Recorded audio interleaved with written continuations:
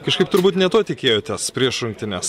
Ne, aš visada žavai labai gerbiu ir bijau tos komandos, nes dideli bernai greit bėga, mėto kamuolius į tuščius plotus, apibėgamus. Tai žavai tai tokia komanda, kur reikia ją gerbti labai stipriai. Tai net neėjom, jokių tokių buvo, kad ten daug laimėsim.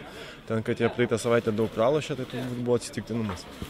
Nebuvo labai, kad taip kažkaip aišku, norėjosi gal pergalės, bet komanda tokia buvo rimta, lygi kova, dėsningas rezultatas.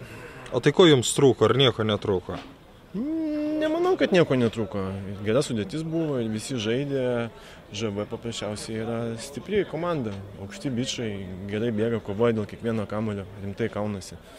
Čia šitas mūsų pogrupis yra labai stiprus, čia bus krūva lygių ir dar neaišku, kaip čia viskas bus. Taip, kad čia labai rimta kova laukia priekį. Bet šiaip sezono pradžia, vėlgi paklausiu taip pat, turbūt ne to tikėjotės?